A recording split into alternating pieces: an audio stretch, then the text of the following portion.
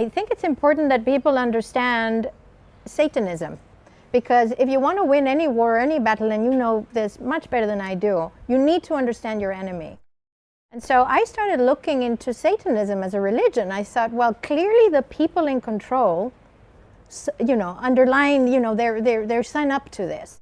What is it? And the four pillars of satanic religion are self-preservation. Then there is moral relativism, which I talk a lot about. So the lack of any moral compass, the lack of righteousness, the lack of wanting to do things just because it's the right thing to do. And you can see in society how we are plagued with with moral relativism. The other ones are social Darwinism and eugenics. It describes everything that we're suffering from, everything, right? And those are the four pillars of satanic religion. And so you start thinking, whoa, like we're really going down the wrong path. And when I mean wrong, I say wrong, like direct to hell. I think that one of the things that instigated me wanting to become more and more active in speaking out was the fact that I was beginning to identify in society, in people that I know, in people, friends and relatives, these types of behaviors. And it was like, whoa, this has really managed to sip through down all the grassroots from the top all the way down.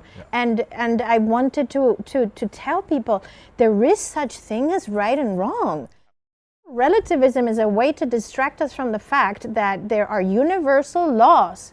The Creator created this world with universal laws that cannot be ignored. You can ignore them, but you will pay the price. We have free will. Sure, you can do whatever you want, but there's a consequence to whatever it is that you're doing. And the problem is people don't understand this. They don't understand there is a consequence for every action.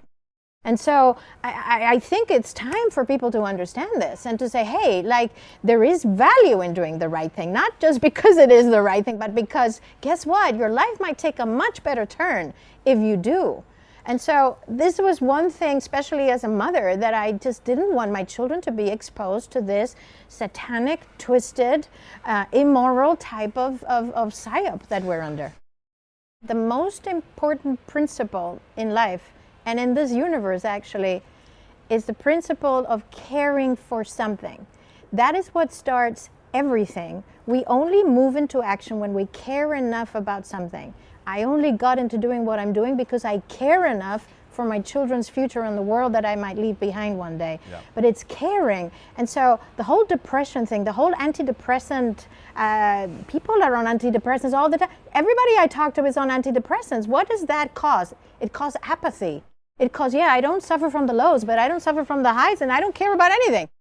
And so we are in an epidemic of people not caring enough to do something about things, which is exactly what they want, because then we're extremely malleable and just go this way, right? And so we need to get back to caring. The heart is the engine that pulls people into action. You need to care enough to then do the research, to gain the knowledge, to understand the knowledge, and to then get into action. But it's the caring that starts. I do what I do because I care. And so I try to motivate people to start caring about things before it's too late, because guess what? We're running out of time. Humanity has a window of opportunity right now that is narrowing as we speak. And unless we wake up to the mechanisms of control that they've put around us right, left, and center, we stand no chance.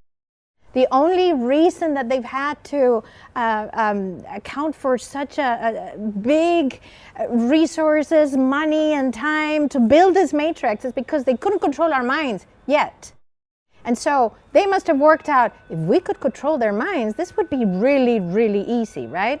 And they are demonic, they are satanic, they have no consideration for human life. It's a very anti-human agenda. The end goal is transhumanism. The end goal is post-humanism, which they talk about. Post-human is a world post-humans, i.e. we no longer exist. Not in the version that we're at. We might be some sort of hybrid, cyborg, I don't know what, that they may have, concocted in their megalomaniac minds. But that is the end goal. The end goal, as I said earlier, is to control us completely. And they're talking about it already, in the WEF, and people like Yuval Noah Harari, where, he says, biometrics under the skin. Governments want to know what's happening under the skin. And you say, why should a government need to know what's happening in my own body?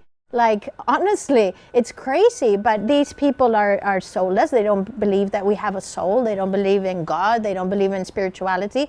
To them, we're some sort of sacks of meat, as they sometimes refer to farm animals in a tax farm, by the way. Let's and this is the end goal. The end goal is to completely control us through technology embedded under the skin, or by uploading our brains into some hybrid hive mind technological depository of our consciousness, some horrific, because they just want to eliminate us. They don't like us. That's the main thing. They don't like us, and they don't like the fact that we have free will, and that some of us still have a thinking mind, and that we believe we are God-created sovereign beings, and that freedom is something that we were born with, not something they give us, right? And so this is really the end goal. Complete control. Make it easy for themselves.